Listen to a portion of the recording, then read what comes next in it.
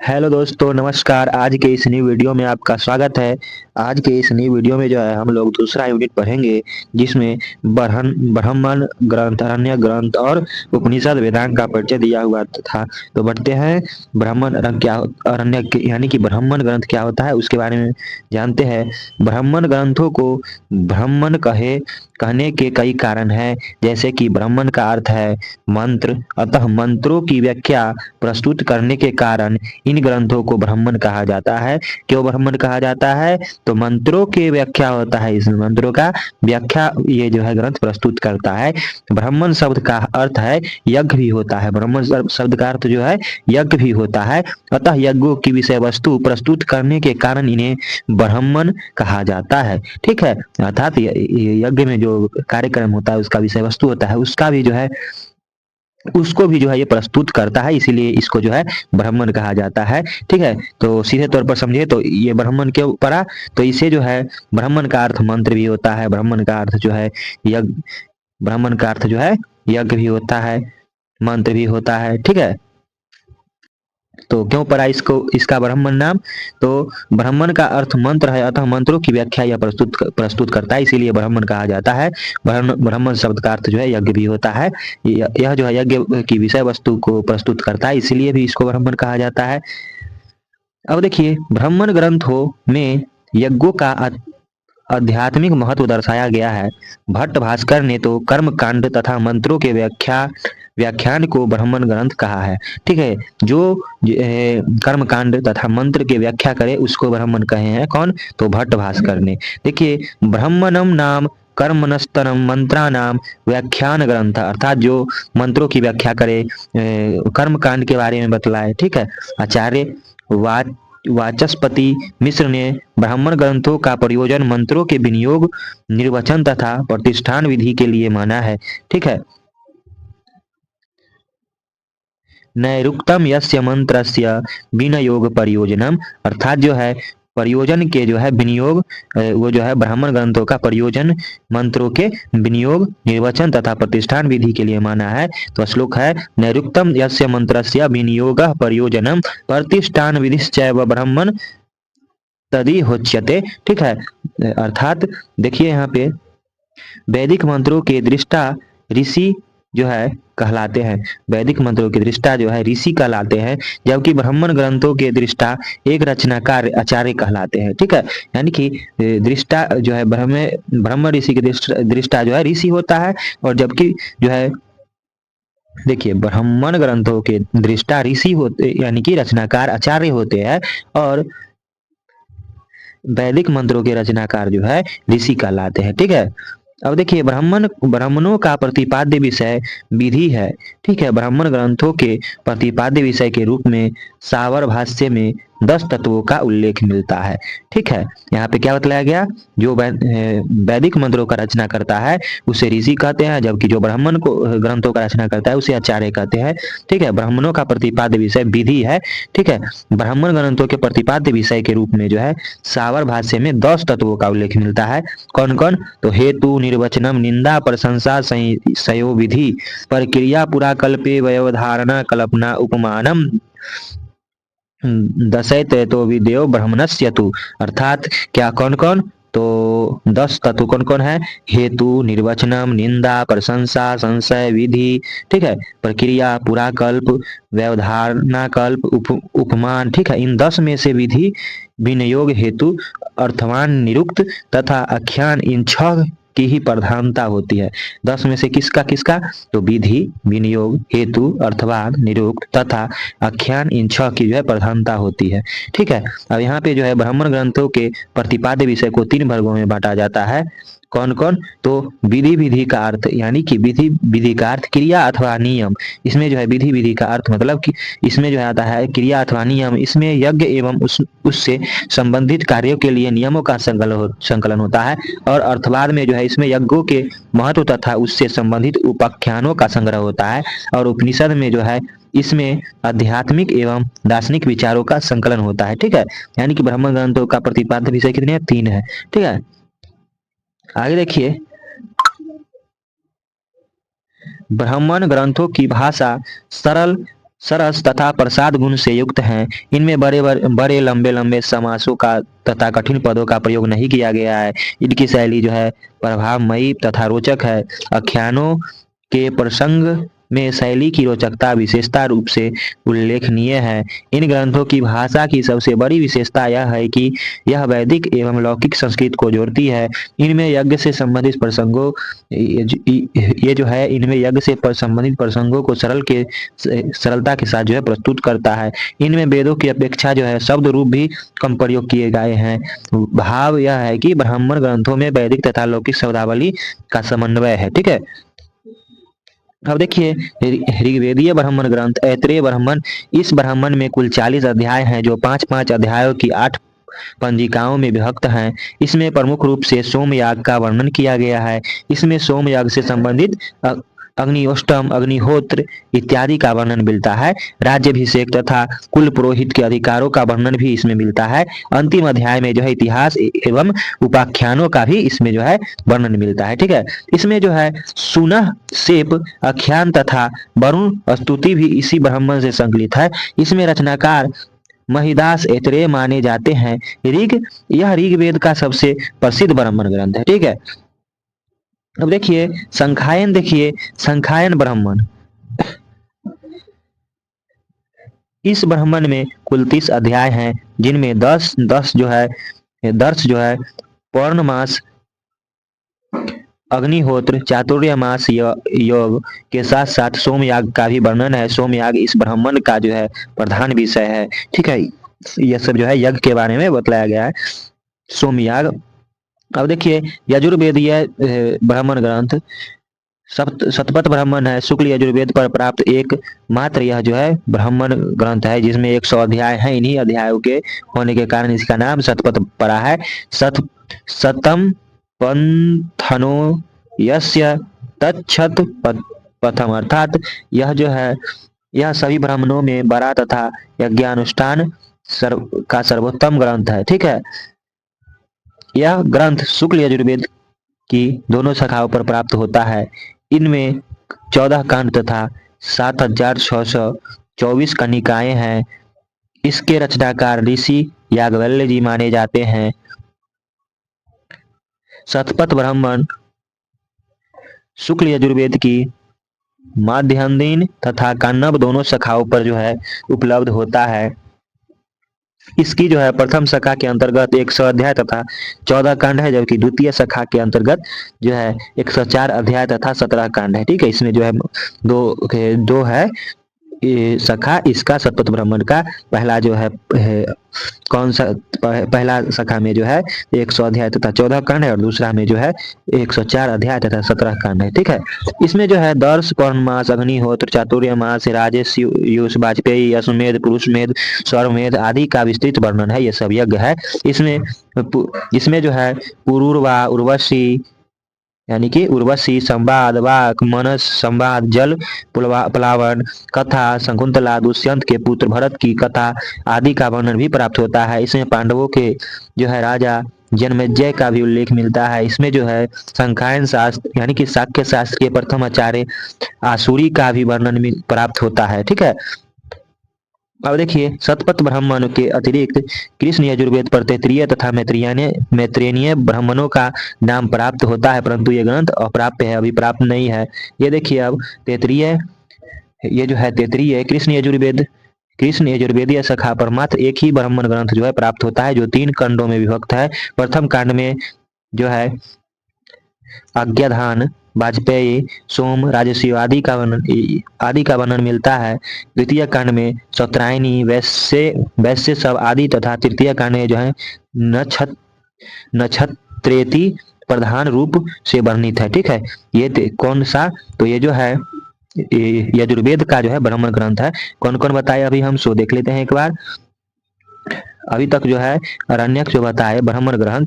ठीक है, ब्राह्मण ग्रंथ क्या होता है उसके बारे में बतलाए। ऋग्वेदीय में जो है ऐत्रेय ब्राह्मण ग्रंथ बतलाए, संखायन बतलाए, यजुर्वेद में जो है शतपथ ब्राह्मण बतलाए, तैत्तिरीय बतलाए। अब देखिए सामवेदीय ब्राह्मण ग्रंथ जो है पहला पंचवीस ब्राह्मण। सामवेद पर जो ब्राह्मण प्राप्त होते हैं उनमें पंचवीस ब्राह्मण प्रमुख है। इसे जो है प्रौढ़ अथवा जो है ताड्य ब्राह्मण के नाम से भी जाना जाता है। इसे महाब्राह्मण के नाम से भी जाना जाता है। इसमें 25 अध्याय होने के कारण ही इसे जो है पंचविंश ब्राह्मण कहा जाता है। इसका प्रमुख विषय सोमयोग है। पंचविंश ब्राह्मण का क्या है यो विषय, तो सोमयाग। इस ब्राह्मण में वास्तव के विषय यानी कि इस ब्राह्मण में जो है वास्तु के विषय में बतलाया गया है तथा विंगक नामक साम यज्ञान से व्यंजन ऋषि यानी कि वैवन ऋषि के वृद्धावस्था से युवावस्था प्राप्त करने की जो है कथा है। आख्यायिका मतलब क्या होता है, कथा है। ठीक है, देखिए अगला जो है षड्विश ब्राह्मण, इसे जो है अद्भुत ब्राह्मण के नाम से भी जाना जाता है। ठीक है, इसमें 6 अध्याय तथा 5 प्रपाठक है। इसमें जो है प्रारंभिक अध्याय का विषय पंचविंश ब्राह्मण के समान ही है। इसमें जो है आकाशीय वज्रपात, प्रशासनिक वाद विवाद, अचानक होने वाली पशुओं की मृत्यु तथा अन्य अनिष्ट से बचने तथा उससे शांति पाने हेतु साम का विधान किया गया है। भाव यह है कि इसमें विभिन्न उत्पादों की शांति का विधान किया गया है। अब देखिए साम विधान ब्राह्मण, इस ब्राह्मण में कुल जो है 3 अध्याय हैं, जिनमें कृष्य, अतिकृष्य आदि व्रतों, पुत्र ऐश्वर्य तथा आयुष्क यानी कि आयुष्क की प्राप्ति हेतु विभिन्न अनुष्ठानों का वर्णन है। मनुष्य के विभिन्न कर्मों तथा सामों का विधान करना भी इसी का प्रमुख विषय है। अब देखिए अगला जो है आर्षेय ब्राह्मण, इस ब्राह्मण में कुल 6 अध्याय हैं, जिनमें सामवेद का ब्राह्मण सामों के नाम से संबद्ध ऋषियों का प्रतिपादन करता है। भाव यह है कि यह सामवेद की आशा अर्षानुकर्मणि काम करता है। मंत्र दृष्टा ऋषियों के नामों से सामों का नाम बतलाने वाला ब्राह्मण जो है आर्षेय है। ठीक है, अर्थात क्वेश्चन आएगा मंत्र दृष्टा ऋषियों के नामों से सामों का नाम बतलाने वाला कौन ब्राह्मण है, तो आर्षेय ब्राह्मण है। ठीक है, इसमें जो है कुल जो है 6 अध्याय है। ठीक है, इसमें जो है ब्राह्मण सामों के नाम से संबद्ध ऋषियों का प्रतिपादन करता है। देखिए अगला जो है तदैव ब्राह्मण है। तदैव अगला देखिए दैवत ब्राह्मण, इस ब्राह्मण को देवता अध्याय यानी कि देवता अध्याय ब्राह्मण के नाम से भी जाना जाता है। यह कुल 3 खंडों में विभक्त है। इसमें जो है विभिन्न देवताओं तथा छंदों का वर्णन है। इसमें दिए गए छंदों के निर्वचन बहुत ही महत्वपूर्ण है। ठीक है, छंदोग्य ब्राह्मण अगला है। यह ब्राह्मण प्रसिद्ध छंदोग्य उपनिषद है। इसमें कुल 10 प्रपाठक हैं, जिनमें प्रथम 2 प्रपाठक में विवाह से संबंधित कर्मों का संकलन है। अन्य 8 प्रपाठक में छंदोग्य उपनिषद रूप में वर्णित है। ठीक है, आगे देखिए संहितोपनिषद ब्राह्मण, इस ब्राह्मण में 5 खंड है, जिनमें साम संहिता का रहस्य बतलाया गया है। इसके दूसरे खंड में वहकार की योजना के साथ साथ साम के स्वरूप का वर्णन करते हुए वंकार के प्रयोग से चमकते हुए ऐश्वर्य की प्राप्ति के विषय में बतलाया गया है। वंश ब्राह्मण, 3 खंडों में विभक्त इस ब्राह्मण में सामवेद गुरुओं की वंश परंपरा वर्णित है। यह भाव यह है कि इसमें सर्वदत्त गाग्य से लेकर ब्रह्म प्रयत्न सामवेद का अध्ययन प्राप्त होता है। ठीक है, यानी कि परंपरा इसमें जो है वर्णित है। अगला है जैमिनीय ब्राह्मण, इस ब्राह्मण को तलवगार ब्राह्मण के नाम से भी जाना जाता है। इसमें यज्ञ अनुष्ठान के महत्व का वर्णन है। ठीक है, इसी का एक भाग जो है जैमिनीय उपनिषद ब्राह्मण के नाम से प्रसिद्ध है।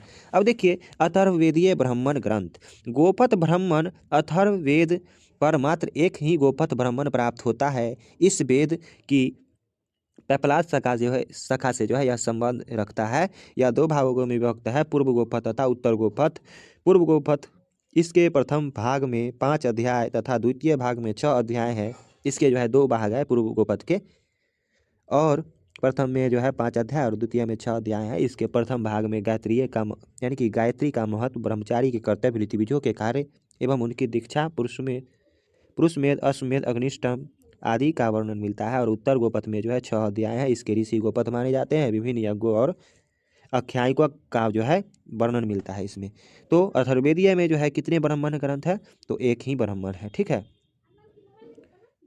ऋग्वेदीय में मैत्रेय ब्राह्मण, संखायन ब्राह्मण, यजुर्वेदीय में शतपथ ब्राह्मण, तैत्तिरीय ब्राह्मण, सामवेदीय में पंचविंश षड्विश ब्राह्मण, सामविधान ब्राह्मण, आर्षेय ब्राह्मण, दैत्य ब्राह्मण, छंदोग्य ब्राह्मण, संहिता उपनिषद ब्राह्मण, वंश ब्राह्मण, जैमिनीय ब्राह्मण, ये सब जो है ब्राह्मण याद रखिएगा। आगे देखिए अरण्यक क्या होता है। आचार्य सायन ने अरण्यक का अर्थ लिखते हुए कहा है कि जो ग्रंथ अरण्यक में पढ़े पढ़ाए लिखे जाते हैं उसे अरण्यक कहते हैं। अर्थात जंगल में जो पढ़ाया लिखा जाएगा उसको अरण्यक कहते हैं। अर्थात अरण्यक अध्ययन देत्व अरण्यक अरण्यक में इत्यर्थ। अर्थात अरण्यक में जो लिखा जाए अरण्ये तद्धितेत्व वाक्य प्रवक्ष्यते। अर्थात वही जो अरण्यक में लिखा जाए, जंगल में लिखा जाए, उसको जो है अरण्यक ग्रंथ कहते हैं। अरण्यकों का मनन चिंतन ग्राम तथा नगर के कोलाहल से दूर अरण्यक में ही किया गया है। इस ग्रंथों में आत्मविधा, तत्व चिंतन तथा रहस्यात्मक विषयों का वर्णन है। गोपथ ब्राह्मण में तो इन्हें रहस्य ग्रंथ कहकर संबोधित किया गया है। किसको? तो अरण्यक ग्रंथ को रहस्य। किस में? तो गोपथ ब्राह्मण में जो है रहस्य ग्रंथ कहकर जो है इसको संबोधित किया गया है। वानप्रस्थ आश्रम में जो है अपना जीवन व्यतीत करने वाले लोग ईश्वर के चिंतन मनन तथा तप तथा अन्य धार्मिक कार्यों में संलग्न रहते थे और वही जो है अरण्यकों का जो है रचना किया था। कौन? तो वानप्रस्थ आश्रम में रहने वाले लोग जो है अरण्यक की रचना किया था। ये ग्रंथ उपनिषद के पूर्व रूप माने जाते हैं। जिस प्रकार उपनिषद में आत्मा, परमात्मा, ज्ञान, कर्म, उपासना आदि का विषय वर्णित है, उसी प्रकार जो है अरण्यकों में भी इन्हीं तत्वों की विवेचना की गई है। इनमें वैदिक यज्ञों का आध्यात्मिक स्वरूप बतलाया गया है। ठीक है। विष्णुर्वे यज्ञ कथन के माध्यम से यह यज्ञ को जो है ब्रह्मा या विष्णु का रूप माना गया है। यज्ञ की व्याख्या ही ब्रह्मा की व्याख्या है। यज्ञ को सृष्टि का मूल कारण माना गया है। अतः अरण्यकों में यज्ञ का दार्शनिक रूप, आत्मविवेचन, तत्वमीमांसा, उपासना का समन्वय, निष्काम कर्मयोग, प्राण विद्या आदि का वर्णन किया गया है। अब देखिए, आत्मा, परमात्मा, ज्ञान, कर्म एवं उपासना का समन्वय अरण्यकों का मुख्य विषय है। क्या क्या मुख्य विषय है? आत्मा, परमात्मा, ज्ञान, कर्म एवं उपासना। अरण्यकों की संख्या 1130 मानी जाती है। इसमें से 7 ही जो है अरण्यक प्राप्त होते हैं। ऋग्वेदीय में जो है ऐतरेय अरण्यक पहला और दूसरा जो है संखायन। ऐतरेय अरण्यक ग्रंथ में इस अरण्यक में जो है 18 अध्याय हैं जो 5 भागों में विभक्त हैं। इसमें महाभारत, प्राण विद्या तथा पुरुष की विवेचना की गई है। यह अरण्यक ऐतरेय ब्राह्मण का ही परिशिष्ट भाग है।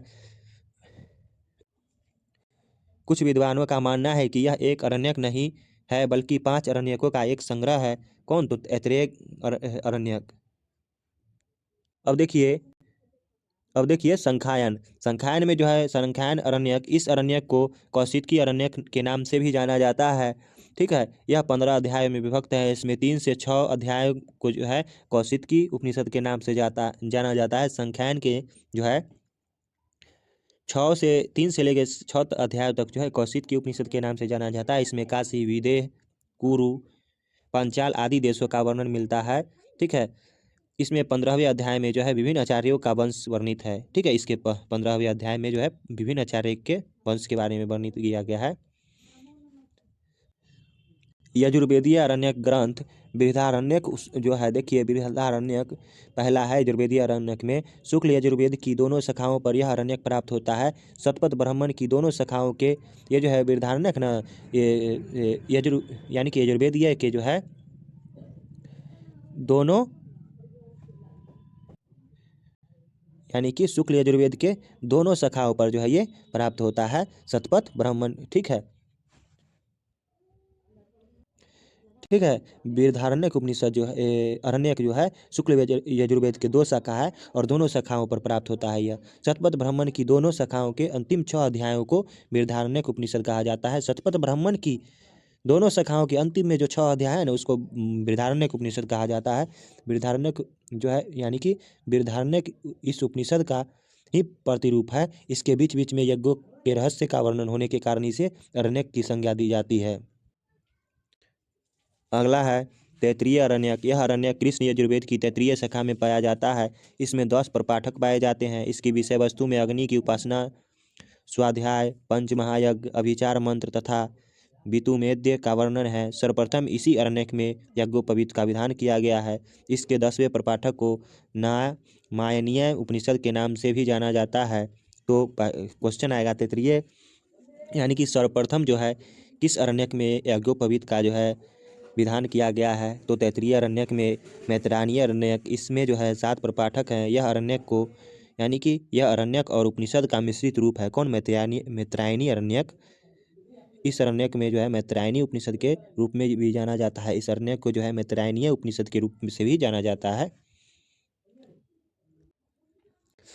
अगला देखिए, सामवेदीय अरण्यक ग्रंथ तलवगार अरण्यक पहला है। इस ब्राह्मण में जो है यानी कि इस अरण्यक में जो है 4 अध्याय और यह 4 प्रपाठक हैं। इसमें जैमिनीय उपनिषद के नाम से भी इसे जाना जाता है। जैमिनीय उपनिषद के नाम से भी इसे जाना जाता है। यह ब्राह्मण अरण्यक तथा उपनिषद का मिश्रित रूप है। इसमें जो है अनेक सामवेद के मंत्रों की व्याख्या है। ठीक है।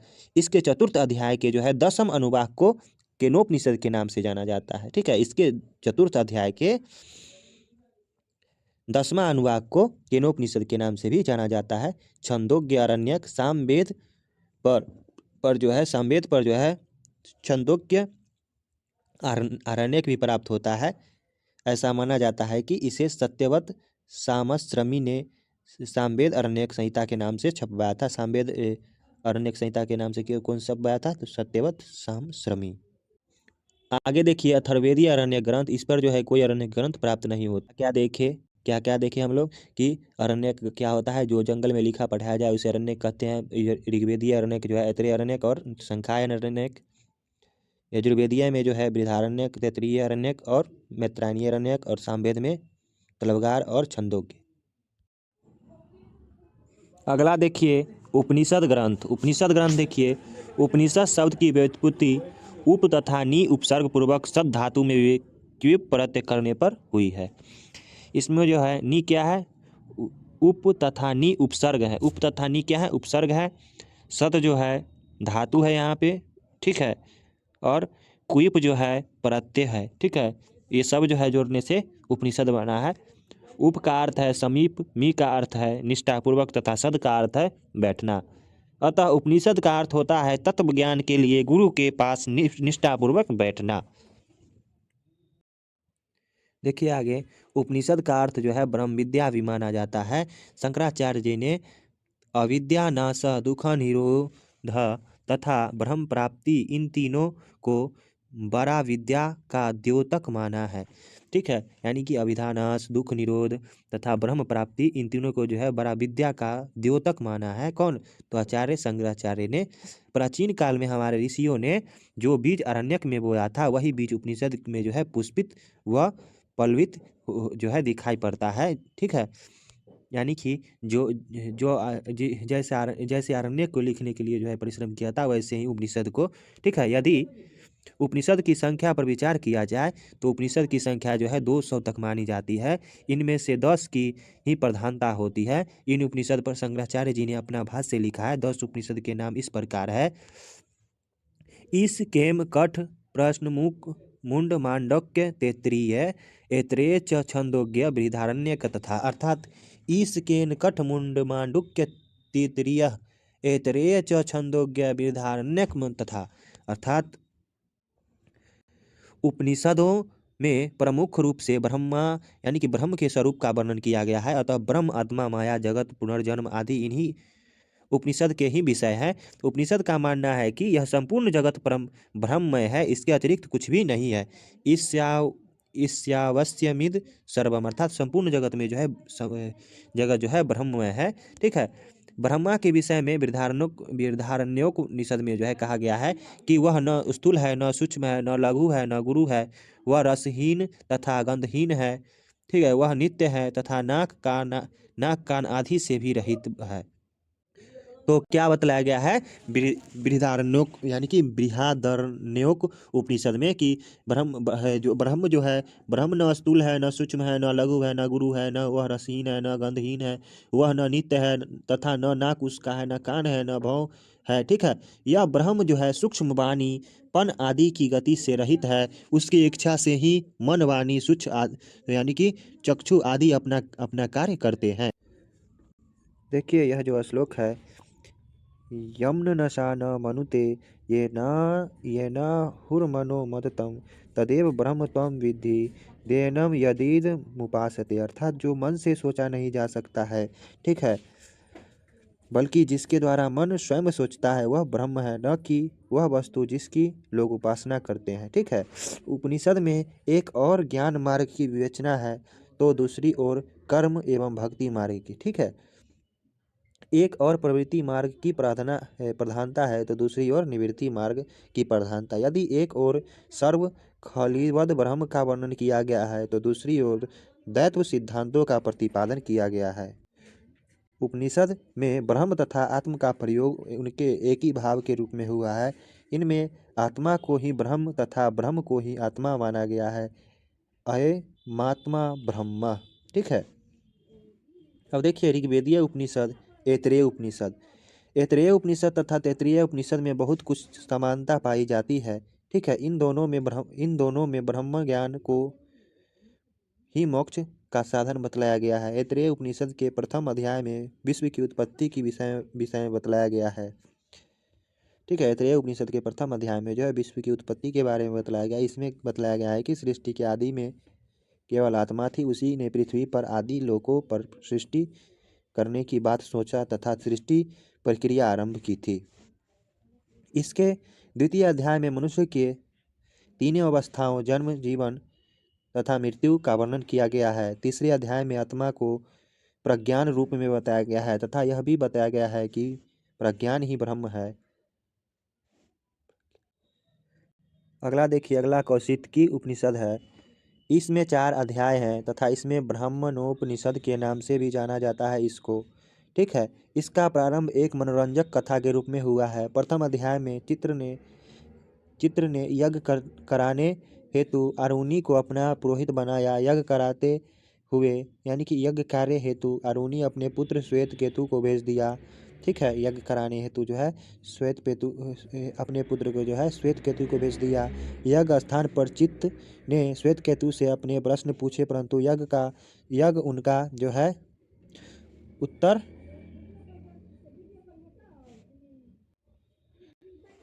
क्या हुआ कि चित्त ने यज्ञ कराने हेतु अरुणी को बनाया पुरोहित और बुलाया।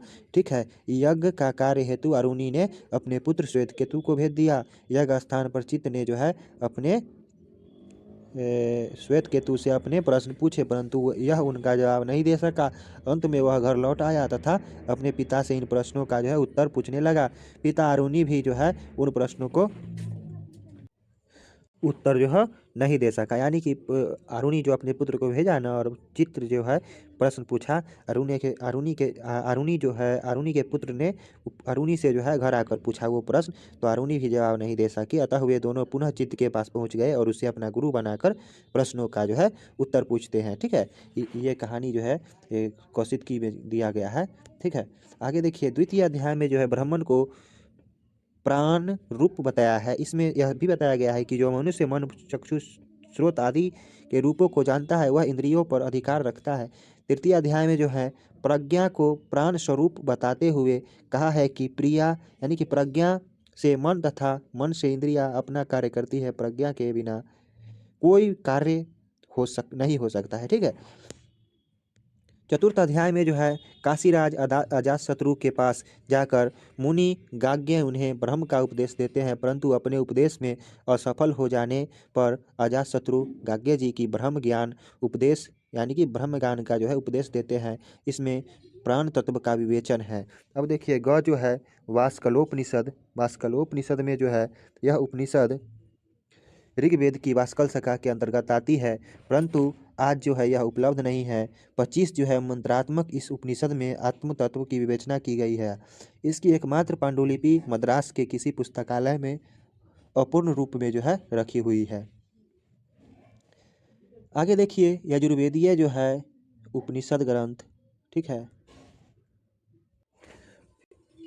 इसमें जो है पहला जो है यानी कि ईशावास्योपनिषद है। यजुर्वेद का जो है 40वां अध्याय ही जो है ईशावास्योपनिषद के नाम से जाना जाता है। यानी कि यजुर्वेद का 40वां अध्याय जो है ईशावास्योपनिषद के नाम से जाना जाता है। यह उपनिषद सभी उपनिषद में से प्राचीन उपनिषद जो है प्राचीन एवं महत्वपूर्ण माना जाता है। यह उपनिषद सभी उपनिषद में से, इसमें जो है कुल 18 मंत्र है। ठीक है। जिनमें कर्मोपासना की जो है विवेचना की गई है।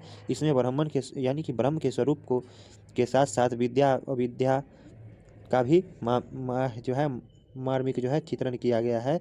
ठीक है, इसमें जो है कर्म करते हुए 100 वर्ष तक जीवित रहने की कामना की गई है। गीता में प्रतिपादित निष्काम कर्मयोग का आधार इसी उपनिषद में स्पष्ट किया गया है। ठीक है,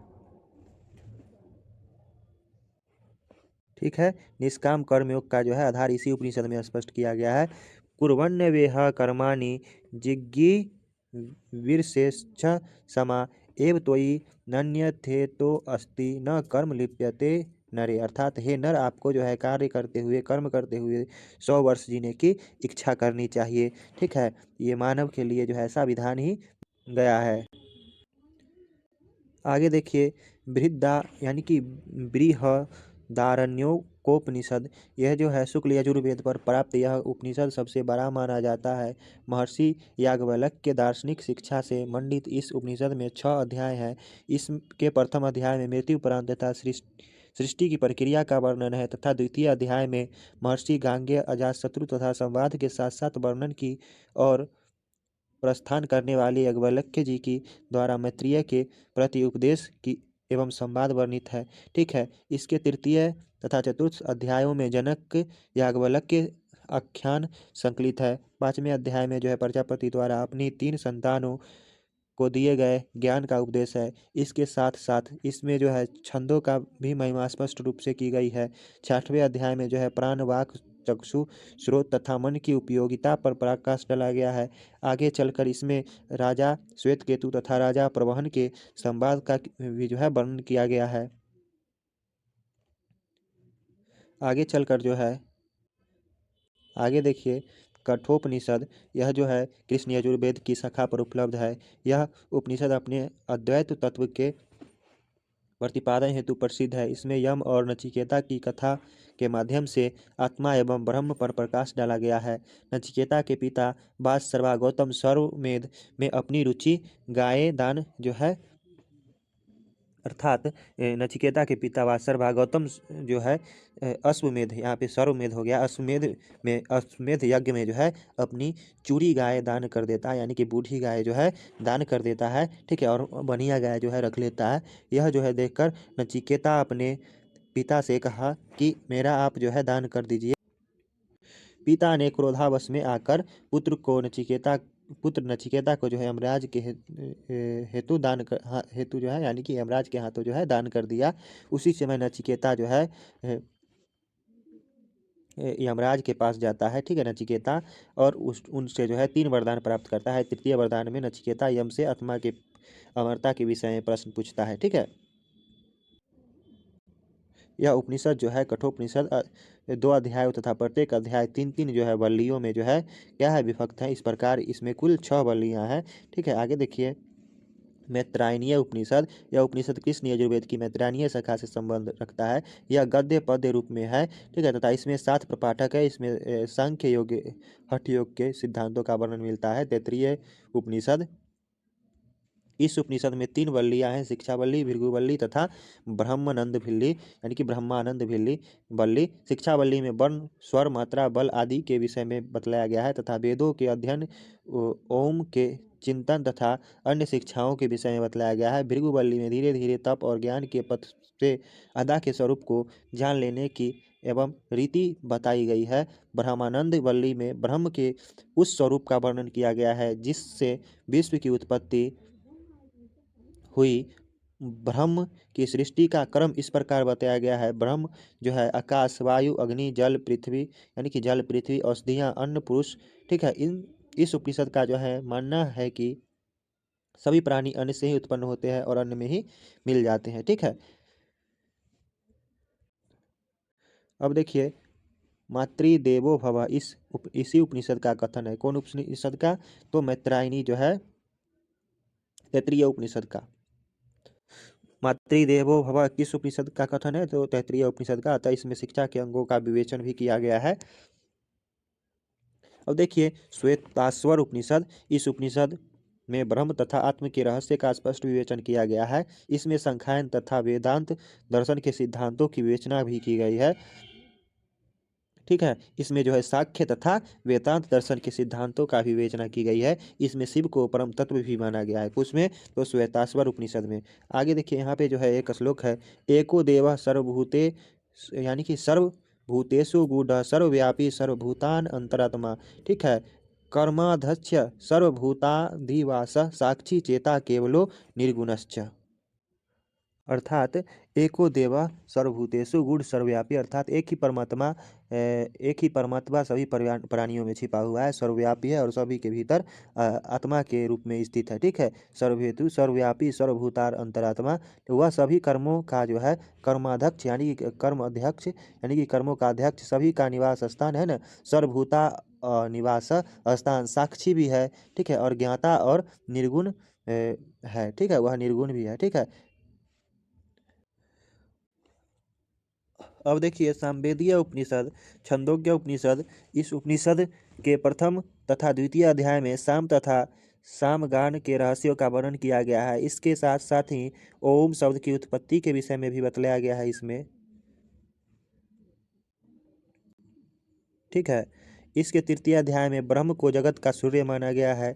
चतुर्थ अध्याय में सत्य काम तथा जावाल की कथा का वर्णन है। इसी अध्याय में ब्रह्म को प्राप्त करने का जो है साधन बताए गए हैं। ठीक है। देखिए सर्व खलविदम ब्रह्म। ठीक है।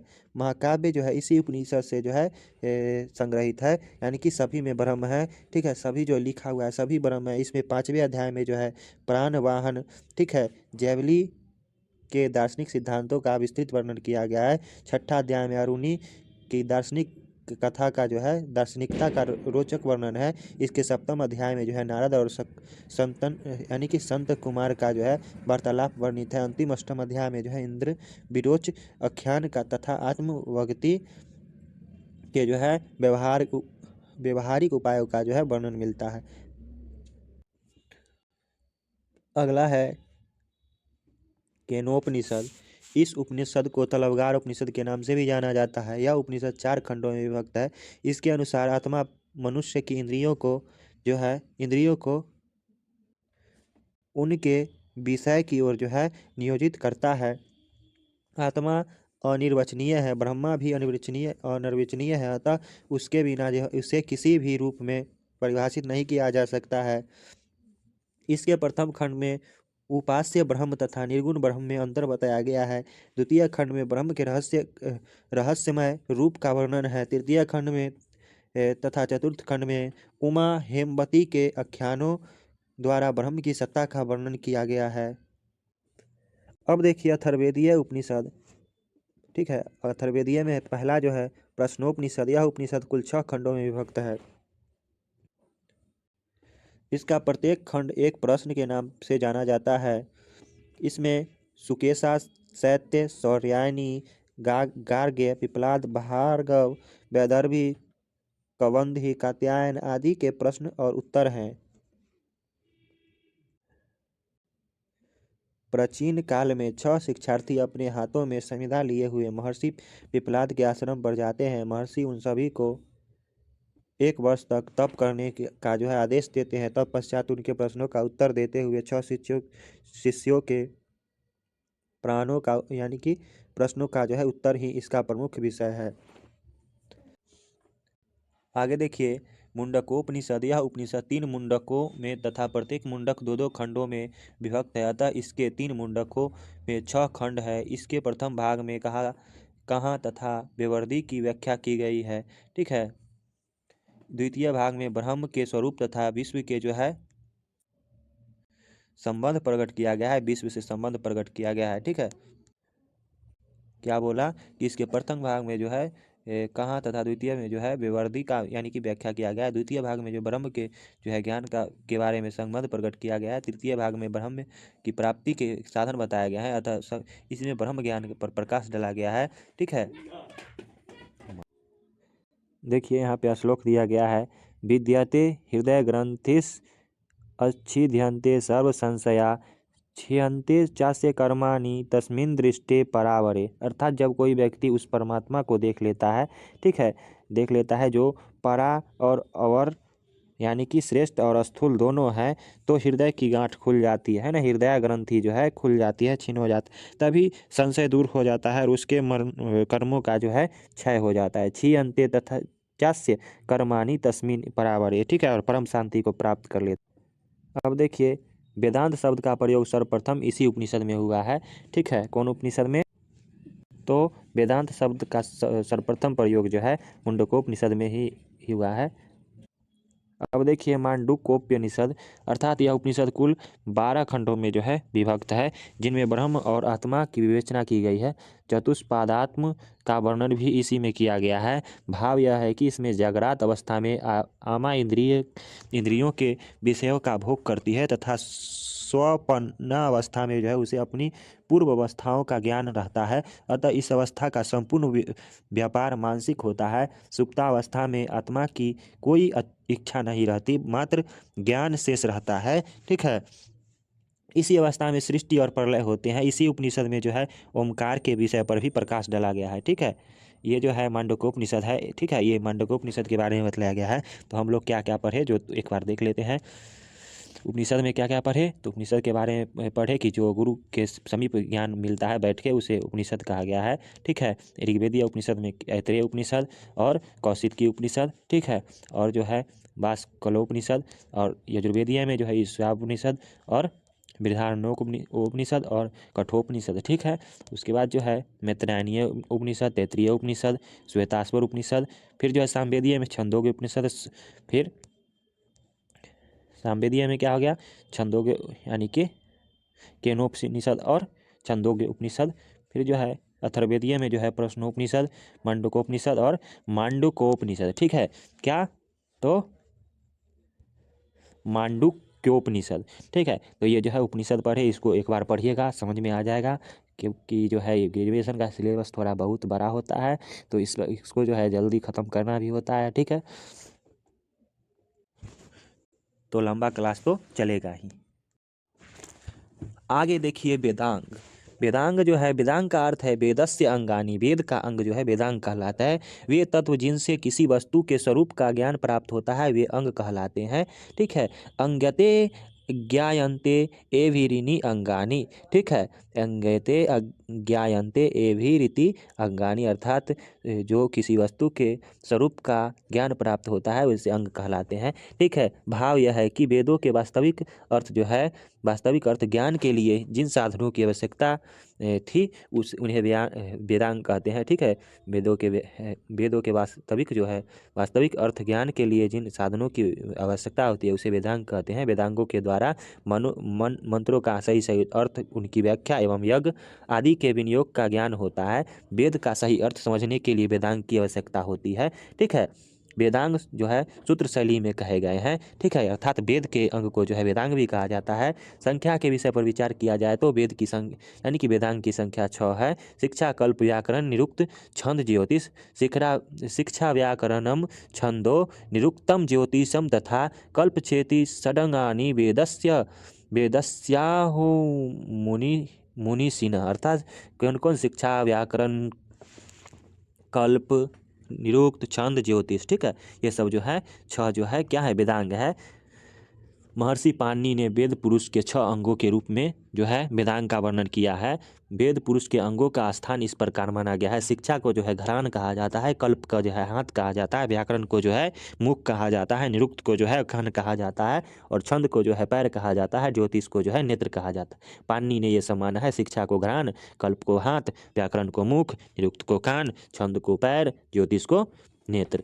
छंदः पादौ तु वेदस्य, ठीक है, अर्थात छंद को जो है पैर माने हैं, तो छंदः पादौ वेदस्य हस्त कलोस्त पाठ्यते, अर्थात हस्त को जो हाथ को जो है काला यानी कि कल्प माने हैं, हस्तो कलो पाठ्यते। ज्योतिषमयनम चक्षु निरक्तम स्रोत मुच्यते, अर्थात जो है ज्योतिष को जो है क्या माने हैं, नेत्र माने हैं, ठीक है। तो ज्योतिषाम नयनम है ना, यहाँ पे ज्योतिष साम नयनम चक्षु निरुक्तम, और जो है ज्योतिष को जो है नेत्र माने है। शिक्षा घ्राण, शिक्षा को जो है घ्राण। तू वेदस्य मुखम व्याकरणम समृतम, और मुख को जो है व्याकरण को जो है मुख माने है। ठीक है। तस्मान समंगी देते ब्रह्मलोके महीयते, अर्थात ये जो है ब्रह्म द्वारा माना गया है। ठीक है, यानी पाणिनि माने है। ठीक है। तो शिक्षा देखिए, पहला देख लेते हैं शिक्षा। शिक्षा जो है, शिक्षा का व्युत्पत्तिरक यानी कि व्युत्पत्ति परक अर्थ करते हुए शरणाचार्य ने लिखा है कि जिसके द्वारा हमें वैदिक मंत्रों के शुद्ध उच्चारण का ज्ञान होता है उसे शिक्षा कहते हैं। ठीक है। देखिए यहाँ पे श्लोक दिया गया है, स्वर वर्ण उच्चारण पर कर्णो यत्र शिष्यते उपदिश्यते सा शिक्षा। ठीक है, अर्थात जो है ये शयनाचार्य ऋग्वेद भाष्य है। ठीक है, अर्थात शिक्षा का प्रमुख उद्देश्य जो है क्या होता है, वर्णों के उच्चारण की शिक्षा, यानी कि वर्णों के उच्चारण का शिक्षा देना। ठीक है, स्वर यानी कि वर्णों के उच्चारण का शिक्षा देना, वर्ण उच्चारण स्थान उनका प्रत्यय, प्रयत्न संख्या, विभाजन स्थान, स्वरों की संख्या, स्वरों का उच्चारण स्थान, ठीक है, आदि की गणना शिक्षा के लिए जो है शिक्षा के अंतर्गत ही की जाती है। ये सब वेद के उच्चारणों को जो है शुद्ध शुद्ध रूप में करने के लिए स्वर ज्ञान की आवश्यकता होती है। आचार्य पाणिनि ने स्वरों का विभाजन 3 रूपों में किया है, उच्चैरुदाता, निच्चैरुदाता और समास्वाहारा स्वरिता। ये जो है पढ़ा चुके हैं फर्स्ट सेमेस्टर में। ठीक है। तैत्तिरीय उपनिषद में जो है शिक्षा के 6 अंगों का वर्णन किया गया है। ठीक है, शिक्षा के 6 अंग का वर्णन किया गया है। और शिक्षा को क्या कहा गया है, तो शिक्षा को कहा जाता है घ्राण। ठीक है, और शिक्षा क्यों जरूरी है, तो सही अर्थ के लिए, वेद को पढ़ने के लिए, स्वर व्याकरण इसीलिए जरूरी है। ठीक है, यानी कि और शिक्षा के कितने अंग माने गए हैं, तो 6 अंग तैत्तिरीय उपनिषद में, वर्ण स्वर मात्रा बलम साम संतान इत्युक्ता, यानी कि इत्युक्ता शिक्षाध्याय। ठीक है, अर्थात ये सब जो है अंग है। संक्षेप में 100 अंगों का परिचय यहाँ पे दिया गया है। संस्कृत वर्ण क्या है, तो संस्कृत में जो है वर्णमाला के 64 वर्णों का शुद्ध ज्ञान प्राप्त करना जो है परम आवश्यक है। स्वर क्या है, उदात अनुदात स्वरित, इन तीनों का ज्ञान मंत्र ज्ञान के लिए अनिवार्य है, क्योंकि वेदों में स्वर भेद से अर्थ का भेद होता है। मात्रा जो है, स्वरों के उच्चारण में लगने वाले समय को मात्रा कहते हैं। इनमें ह्रस्व स्वर की 1 मात्रा, दीर्घ स्वर की 2 मात्रा तथा प्लुत स्वर की 3 मात्रा होती है। ठीक है, मात्रा तो समझ ही रहे हैं, बोलने में लगा गया समय। बल, वर्णों के उच्चारण स्थान में जो प्रयत्न होता है ना, बल लगता है बोलने में, उसको बल कहा जाता है। उच्चारण स्थान के लिए अभी जरूरी है, यह 8 होते हैं उच्चारण स्थान। ठीक है। साम जो है, वर्णों का शुद्ध एवं स्वर उच्चारण यानी कि सस्वर उच्चारण के लिए जो है को ही साम कहा जाता है। वर्णों का शुद्ध एवं सस्वर उच्चारण ही साम कहलाता है। किसी वर्ण को बोलने ठीक है, किसी वर्ण को जो है किस प्रकार बोलना चाहिए, इसका ज्ञान हमें साम से होता है। संतान, संहिता पाठ में प्रयुक्त शब्दों में सही, यानी कि संहिता पाठ में जो है प्रयुक्त शब्दों में संधि का पालन करना ही संतान कहलाता है। ठीक है। वेदों में प्रमुख शिक्षा ग्रंथ वेद तथा शिक्षा ग्रंथों का घनिष्ठ संबंध है। शिक्षा ग्रंथों में जो है मंत्रों के शुद्ध उच्चारण के नियम दिए गए हैं। ऋग्वैदिक शिक्षा ग्रंथों में पाणिनीय शिक्षा तथा आयुर्वेदीय शिक्षा ग्रंथों में भरद्वाज शिक्षा, मांडव्य शिक्षा, विशिष्टि शिक्षा, याज्ञवल्क्य शिक्षा, व्यास शिक्षा तथा क्या, तो अवसाननिर्णय शिक्षा ग्रंथ प्रमुख है। सामवेदीय शिक्षा ग्रंथ में नारदीय शिक्षा तथा अथर्वेदीय शिक्षा ग्रंथों में मांडुक्य शिक्षा, शौनकीय चतुर अध्यायी का प्रमुख शिक्षा ग्रंथ है। इनके अतिरिक्त अन्य शिक्षा ग्रंथ भी प्राप्त होते हैं, जैसे व्यास शिक्षा, पराशरी शिक्षा, कात्यायनी शिक्षा, केसरी शिक्षा, अमोध्यानंदिनी शिक्षा, स्वर भक्ति लक्षण शिक्षा, षोडशक्लोक शिक्षा। इन शिक्षा ग्रंथों के अतिरिक्त कुछ शिक्षा सूत्र एवं प्रतिशाख्य शिक्षा यानी कि प्रतिशाख्य ग्रंथ भी प्राप्त होते हैं। तो हम लोग पहला क्या पढ़े, तो पहला पढ़े हैं शिक्षा। ठीक है, शिक्षा क्यों जरूरी है, तो वेदांग में जो है पहला शिक्षा है। तो शिक्षा क्या क्यों जरूरी है, पढ़ने के लिए, शुद्ध उच्चारण के लिए, वर्णमाला का उच्चारण के लिए। शिक्षा के जो है कि 6 अंग माना गया है। वर्ण, ठीक है, वर्ण में जो है 64 वर्ण के बारे में पढ़ना है। मात्रा में जो बोलने में मात्रा लगता है, बलम मतलब बोलने में जो समय लगता है, साम मतलब जो बोलने का जो है कला है, और संतान मतलब संधि जो होता है। ठीक है, तो ये जो है 2, 2, 4 और 6, ये जो है 6 अंग जो है माना गया है। ठीक है, किसके, तो शिक्षा के।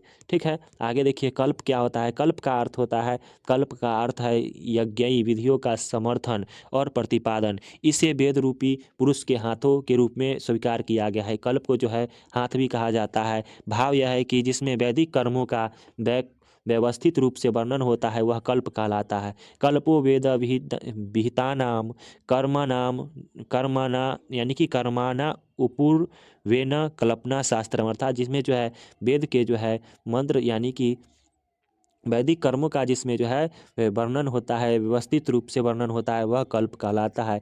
यह भी जो है कहा जा सकता है कि यज्ञ विवाह उपनयन आदि कर्मों का प्रतिपादन जिन ग्रंथों में किया जाता है उन सूत्र ग्रंथों को कल्प कहा गया है। कल्प को कल्प सूत्र के नाम से भी जाना जाता है। इन कल्प सूत्रों को जो है 4 वर्गों में विभाजित किया गया है, जिनका परिचय नीचे दिया गया है। श्रौत सूत्र जो है कल्प को कितने भाग में विभाजित किया गया है? 4 भागों में।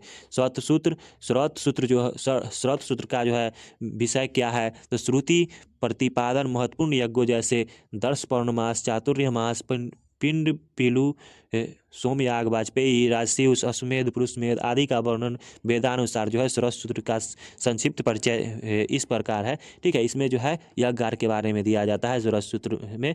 ठीक है, ऋग्वेदीय जो है श्रौत सूत्र अश्वलायन तथा संखायन है। ठीक है, और यजुर्वेदीय श्रौत सूत्र जो है पास्कर अथवा कत्यायन, बौधायन, सात्यढास, वैशाखन, भरद्वाज, कठ, वाधुल, मानव, मैत्रेय, वाराह, ये सब जो है यजुर्वेदीय श्रौत सूत्र है। सामवेदीय श्रौत सूत्र जो है लाटयावन, द्राहम्यायन, मशक, खादीर तथा जैमिनीय, ये सब जो है सामवेदीय श्रौत सूत्र है। और अथर्वेदीय श्रौत सूत्र जो है इस वेद पर मात्र एक ही जो है बैतान श्रौत सूत्र है। ठीक है, तो श्रौत सूत्र में क्या होता है? तो सभी यज्ञ के बारे में दिया जाता है, कर्मकांड के बारे में होता है। और गृह सूत्र देखिए, पहला जो है इसको कितने भागों में बांटा गया है?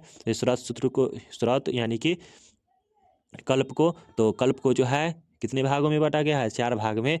जो पहला जो है श्रौत सूत्र है, श्रौत सूत्र में यज्ञ के बारे में होता है। और दूसरा जो है गृह सूत्र है, इन सूत्रों में 16 संस्कार के बारे में बताया जाता है। पंच महायज्ञ, पाक यज्ञ, गृह प्रवेश, ठीक है, उपनयन संस्कार, विवाह, पशुपालन, ठीक है, इसमें जो है ये सब बतलाया जाता है। ठीक है, गृहस्थ आश्रम से संबंधित सभी विधियों एवं संस्कारों का वर्णन वेदानुसार इन सूत्रों का परिचय जो है इस प्रकार है। देखिए, ऋग्वेदीय गृह सूत्र जो है अश्वलायन तथा संखायन है। ठीक है, यजुर्वेदीय गृह सूत्र जो है कात्यायन, वाजस्नेय, बौधायन, आपस्तंभ, सात्यढास, वैखानस, भरद्वाज, कठ, वाधुल, ये सब जो है यजुर्वेदीय गृह सूत्र है। सामवेदीय गृह सूत्र गौतम, गोभिल, जैमिनीय, खादीर। ठीक है, अथर्वेदीय गृह सूत्र जो है इस वेद पर जो है केवल एक जो है कौशिक गृह सूत्र जो है प्राप्त होता है। ठीक है, अगला जो है धर्म सूत्र है। धर्म सूत्र में नीति, रीति, धर्म, चारों वर्णों, प्रथाओं, चारों आश्रमों, कर्तव्यों तथा सामाजिक नियम का वर्णन होता है। इसमें सामाजिक में कैसे रहना चाहिए, वेदांत धर्म सूत्रों के नाम पर इस प्रकार है। धर्म सूत्र में जो है सामाजिक ज्ञान का वर्णन होता है। ऋग्वेदीय धर्म सूत्र जो है इस वेद पर जो है एकमात्र वशिष्ठ धर्म सूत्र प्राप्त होता है। यजुर्वेदीय धर्म सूत्र जो है हरित तथा शंख, बौधायन, आपस्तंभ, वैखानस, हिरण्यकेश, ठीक है, ये सब जो है, और विष्णु जो है कृष्ण यजुर्वेद पर जो है धर्मसूत्र प्राप्त होता है। सामवेद धर्मसूत्र देखिए, सामवेद पर धर्मसूत्र, इस वेद पर जो है गौतम नामक एक ही जो है धर्मसूत्र प्राप्त होता है। और अथर्वेदीय धर्मसूत्र पर जो है अथर्वेद पर जो है कोई धर्मसूत्र नहीं मिलता है। अगला होता है सुलभ सूत्र। सुलभ सूत्र देखिए, सुलभ सूत्र, इस सूत्र में जो है वेदी के निर्माण से संबंधित माप तथा वेदी निर्माण से जो है संबंधित नियम वर्णित होता है। ठीक है, सुलभ सूत्र का अर्थ होता है रस्सी प्रमुख सुलभ सूत्र, यानी कि वेद में यज्ञ में कैसे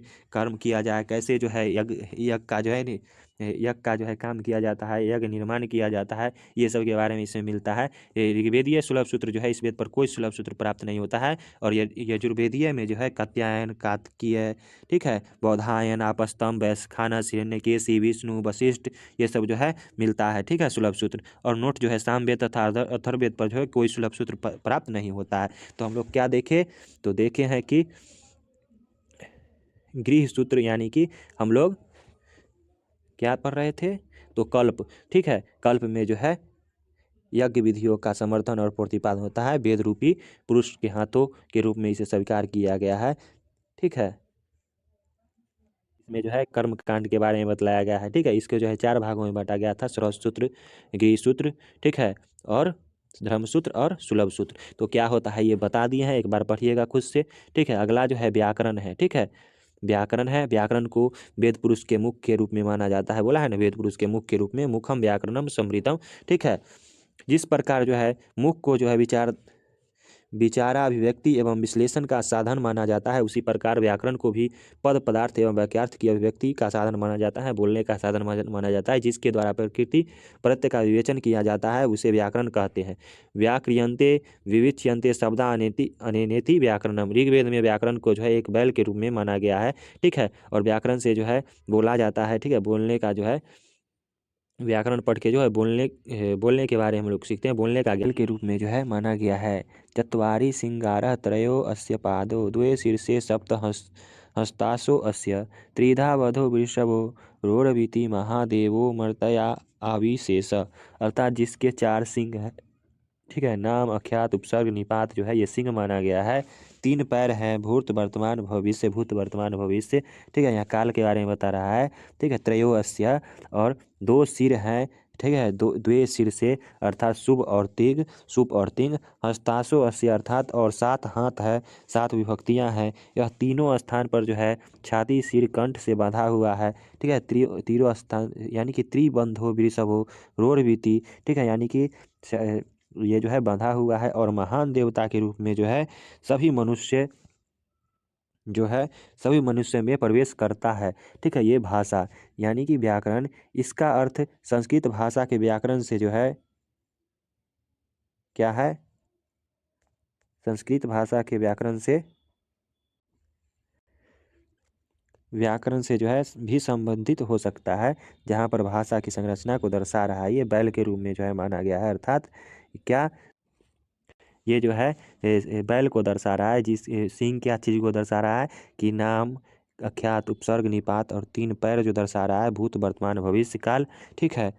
भूत वर्तमान और भविष्य काल, 2 सिर जो है सूप और तिंग है, ये जो है बताया है, बैल से जो है तुलना किया है, ठीक है।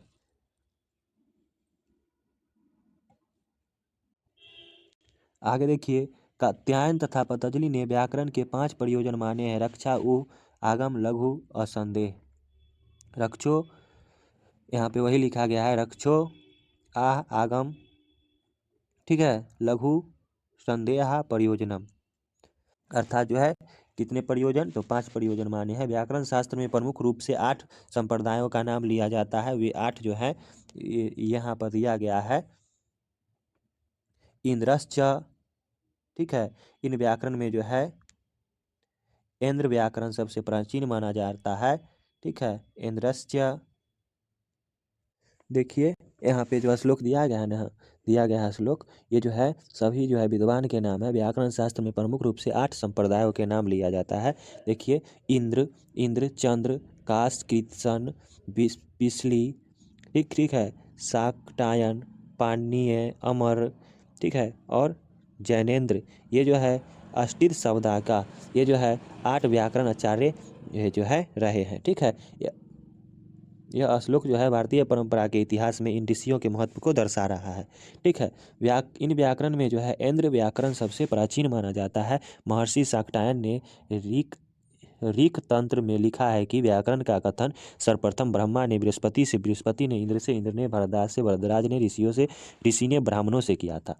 व्याकरण वेदांग पर जो है आज महर्षि पाणिनिकृत अष्टाध्यायी को ही प्रमुख ग्रंथ माना जाता है। अष्टाध्यायी में जो है 8 अध्याय हैं तथा प्रत्येक अध्याय 4-4 पादों में विभक्त है। ये पाद भी सूत्रों में विभक्त है। अष्टाध्यायी को शब्दानुशासन, वृत्ति सूत्र तथा अष्टक के नाम से भी जाना जाता है। अब तक इस ग्रंथ पर जो है अनेक भाष्य, वार्तिक एवं टीकाएं लिखी जा चुकी है, ठीक है।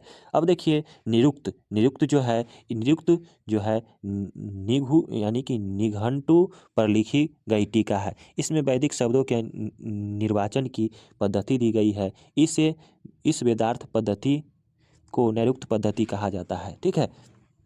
आज हमें यास्क विरचित निरुक्त नामक ग्रंथ ही इस विषय पर प्रमाणिक ग्रंथ प्राप्त होता है।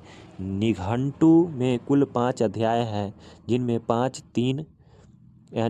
प्रथम 3 अध्याय में नैघंटु कांड, चौथे अध्याय में नैगम कांड तथा 5वें अध्याय में दैत्व कांड के नाम पर से जाना जाता है। यास्क ने निरुक्त में अपने पूर्ववर्ती औदुम्बरायण, गार्ग्य, शाकपुनी आदि सहस्त्र निरुक्तकारों का उल्लेख किया है। निरुक्त के प्राचीन टीकाओं में जो है दुर्गाग्य, दुर्गाचार्य, स्कंद स्वामी तथा महेश्वर का नाम विशेष उल्लेखनीय है। निरुक्त का आलोचनात्मक संस्करण प्रकाशित करने का श्रेय डॉक्टर लक्ष्मण स्वरूप को जाता है। आपने इसका अंग्रेजी अनुवाद भी प्रकाशित कराया था, ठीक है। निरुक्त में प्रमुख रूप से 5 विषयों का वर्णन मिलता है। वो जो निरुक्त का वर्णन मिलता है 5: वर्णगम, वर्ण विपर्य, वर्ण विकार, वर्णनाश, धातुओं का अनेक अर्थों में प्रयोग, ठीक है। यानी कि वर्णगमो, वर्ण विपश्च, दौ चापरो, वर्ण विकार नाश च, ठीक है। और धातुअस्त यानी कि धातुअस्त अर्थतिशयेन योगदश्च्यते पंचविधि निरुक्तम, यानी कि 5 जो है इसका जो है अथी माना गया है, ठीक है। यानी कि 5 अर्थों में प्रयोग होता है निरुक्त। निरुक्त में जो है 14 अध्याय है, जिसके 2 अध्याय अंत में परिशिष्ट के रूप में दिए गए हैं, ठीक है। निरुक्त में जो है प्रमुख रूप से नाम, अख्यात, उपसर्ग, निपान के लक्षण, निपात के लक्षण, भावा यानी कि भाव विकार के लक्षण, पद विभाग, ज्ञान, देवता, परिज्ञान, वर्ण विपर्य, पर्णलोप, अभिज्ञान, अभिशाप, परिवेदना, निंदा, प्रशंसा तथा देवताओं का वर्णन किया गया है। यास्क ने निरुक्त में देवताओं को 3 भागों में विभक्त किया गया है: पृथ्वी स्थानीय देवता, अंतरिक्ष स्थानीय देवता और द्युत स्थानीय देवता। अर्थात निरुक्त जो है ना, पढ़ के जो है सभी वेद को पढ़ने का जो है ज्ञान प्राप्त होता है इससे, ठीक है। निरुक्त एक टीका है, ठीक है, जिससे जो है सभी चीज़ को पढ़ने में आसानी होता है। उसको पढ़ने के बाद ज्ञान होता है कि क्या कैसे पढ़ना चाहिए। यानी कि इसको जो है प्रमुख रूप से 5 विषय में वर्णित किया गया है, तो याद रखिएगा: वर्णगम, वर्ण विपर्य, वर्ण विकार, ठीक है, विकार क्या होता है, वर्णनाश, धातु का अनेक रूप में प्रयोग, ठीक है। अब देखिए छंद, किसी भी चीज़ को पढ़ने के लिए छंद बहुत जरूरी होता है, ठीक है। छंद वेद पुरुष के पैर के रूप में माना गया है। छंद पादौ तु वेदस्य, छंद जो है वेद के पैर के रूप में माना गया है वेद पुरुष के। वेदों का शुद्ध उच्चारण करने के लिए छंदों का सही ज्ञान होना परम आवश्यक है। इस विषय में महर्षि कात्यायन ने लिखा है कि जो व्यक्ति छंद ऋषि तथा देवता के ज्ञान से हीन होकर मंत्र का अध्ययन, अध्यापन अथवा याजन करते हैं, उनके वे सभी कार्य निष्फल हो जाते हैं, ठीक है, बिना जो है छंद को जो पढ़ेगा, ठीक है। छंदासी छंद नाता, अर्थात छंद भावों का जो है क्या है, आच्छादित करके जो है उन्हें समिष्टि रूप प्रदान करते हैं। यास्क ने अपने निरुक्त में छंदम का निर्वचन जो है छंद धातु से किया है, यानी कि छद धातु से किया है, ढकना से किया है। महर्षि कात्यायन ने यानी कि सार्वनुकर्मणि में छंद का लक्षण देते हुए लिखा है: यद क्षर परिमाणकम छंद तत्छंद, अर्थात संख्या विशेष में जो है वर्णों की सत्ता ही छंद कहलाती है। आज छंद शास्त्र का प्रतिनिधि ग्रंथ छंद सूत्र माना जाता है, ठीक है। प्रतिनिधि छंद सूत्र का सबसे बड़ा ग्रंथ क्या, तो छंद सूत्र, यानी कि आचार्य पिंगल द्वारा जो लिखा है उसको माना जाता है, ठीक है। इस ग्रंथ में जो है छंद के सभी नियम है, ठीक है। यामा तारा नामा, जो है ये जो है सूत्र है, ठीक है। ये छंद का यामा तारा जभा है ना, जभा न स लगा, ठीक है। अब देखिए यहाँ पे जो है वृत्तात्मक जो है होने के कारण वैदिक छंदों में प्रत्येक पाद में वर्णों की संख्या जो है निश्चित होती है। ऋक् प्रति साख्य में ऋग्वेद में प्रयुक्त छंदों का वर्णन दिया गया है। निदान सूत्र में भी वैदिक छंदों के नाम तथा लक्षण दिए गए हैं। छंद सूत्र में भी लौकिक तथा वैदिक छंदों का वर्णन किया गया है। वैदिक छंदों को भी मुख्य रूप से 2 भागों में विभाजित किया गया है, ठीक है। अक्षर गानानुसारी और पदानुसारी, यानी कि अक्षर के गिनने के अनुसार और पद के अनुसार, ठीक है, छंद को बांटा गया है। वेदों में कुल 21 छंद पाए जाते हैं जो 3 सप्तकों में विभक्त हैं, ठीक है। ऋग्वेद में सर्वाधिक त्रिष्टुप छंद का प्रयोग किया गया है, तत्पश्चात गायत्री और जगती छंद का प्रयोग भी किया गया है, ठीक है। तो छंद जो है गाने के लिए सबसे अच्छा है। किसी भी मंत्र को जो है छंद से नहीं पढ़ेंगे तो वो अलय हो जाएगा, उसमें लय बैठेगा ही नहीं, बोलने में ही नहीं बनेगा, ठीक है। अब देखिए ज्योतिष, वैदिक यज्ञों का शुभ मुहूर्त निश्चित करने के लिए जो है ज्योतिष यानी कि वेदांग की आवश्यकता पड़ी है। ज्योतिष के द्वारा यज्ञों का काल विभाजन निश्चित किया जाता है। वेदा ही यज्ञार्थ विपरीता कालानि पूर्वा विहिताश्च यज्ञा तस्मादम काल विधाना यानी कि शास्त्रम यो ज्योतिष वेद स वेद्य एकम, अर्थात काल का जो है निर्धारण करने के लिए, समय का निर्धारण करने के लिए जो है ज्योतिष का होना जरूरी है, ठीक है। आचार्य जो है लगध द्वारा रचित वेदांग ज्योतिष के 2 ग्रंथ प्राप्त होते हैं। आचार्य ज्योतिष जो है ये ग्रंथ ऋग्वेद से संबंधित है तथा याजुष ज्योतिष इसमें जो है 432 श्लोक है, ठीक है। और आर्च ज्योतिष में जो है 362 श्लोक है। ठीक है, ये दो जो है ज्योतिष पर ग्रंथ प्राप्त होते हैं। ये ग्रंथ यजुर्वेद से संबंधित है। इन दोनों के श्लोक इतने कठिन हैं कि आज भी विद्वान के लिए रहस्य का विषय बने हुए हैं। और इसका लेखक कौन है? तो आचार्य लब्ध। ठीक है, डॉक्टर थीवे शंकर बालकृष्ण दीक्षित, लोकमायन तिलक तथा सुधाकर द्विवेदी आदि ने समय समय पर जो है इनकी व्याख्या भी की है। शंकर बालकृष्ण दीक्षित ने वेदांग ज्योतिष का समय 1400 ईस्वी पूर्व माना है। वैदिक कर्मकांड के लिए तिथि, बार, मास, नक्षत्र, स्वांतर आदि का ज्ञान होना परम आवश्यक है। अतः इन सब के ज्ञान के लिए ज्योतिष का ज्ञान बहुत आवश्यक है। ज्योतिष के सिद्धांतों में 12 राशियों की गणना भी की जाती है, परंतु वेदांग में जो है क्या, तो वेदांग में जो है इसकी कहीं उल्लेख नहीं है, मात्र 27 का ही उल्लेख है। वैदिक ज्योतिष में भी सूर्य, चंद्रमा आदि ग्रह तथा नक्षत्रों का विवेचन होता है। सौर मास तथा चंद्रमासों की भी गणना होती है। इनमें से यज्ञीय कार्यों के लिए चंद्रमास को ही प्राथमिकता दी जाती है। तो आज जो है वेदांग को भी खत्म कर लिए। तो क्या पढ़े? वेदांग। वेदांग किसको कहते हैं? जो गुरु के समक्ष जो है ज्ञान प्राप्त होता है। ठीक है, वेदांग जो है 6 होता है: शिक्षा, कल्प, व्याकरण, निरुक्त, छंद, ज्योतिष। छंद को क्यों पढ़ना जरूरी है? कोई मंत्र नहीं पढ़ा जाएगा, छंद नहीं पढ़ेंगे तो ज्योतिष भी जानना जरूरी है। वेद को पढ़ने के लिए, काल निर्धारण के लिए व्याकरण भी जरूरी है। ठीक है, व्याकरण भी आता है। व्याकरण को पढ़ना क्यों जरूरी है? शुद्ध शुद्ध बोलने के लिए। शिक्षा भी जरूरी है, किसी चीज़ को समझने के लिए। कल्प भी जरूरी है। ठीक है, कल्प में क्या क्या आता है? स्रोत सूत्र, धर्म सूत्र। ठीक है, ये सब। ठीक है, और निरुक्त में क्या आता है? पढ़ने का तरीका सिखाया जाता है। ठीक है, तो ये जो है वेदांग के 6 अंग होते हैं। ठीक है, शिक्षा, घ्राण, यानी कि शिक्षा को जो है घ्राण कहा जाता है, कल्प को हाथ कहा जाता है, व्याकरण को मुख कहा जाता है, निरुक्त को कान कहा जाता है, छंद को पैर कहा जाता है, ज्योतिष को नेत्र कहा जाता है। और इसी सब को पढ़ लेंगे पूरा, तो ये जो है क्या है? वेदांग खत्म हो जाएगा। तो आज के वीडियो में हम लोग पढ़े क्या? अरण्यक, उपनिषद, ब्राह्मण ग्रंथ और वेदांग। तो आज का यूनिट भी खत्म हो गया। तो मिलते हैं अगले क्लास में। ठीक है, थोड़ा लंबा क्लास होगा लेकिन जल्दी सिलेबस खत्म हो जाएगा, क्योंकि अब तो बच्चा रहे नहीं है कि धीरे धीरे 1-2 पेज करके पढ़ेंगे। ठीक है, हम लोग ग्रेजुएशन में आ चुके हैं, तो इसे जो है थोड़ा जो है मैच्योरिटी के साथ पढ़ना है। ठीक है, तो मिलते हैं अगले वीडियो में। जय हिंद।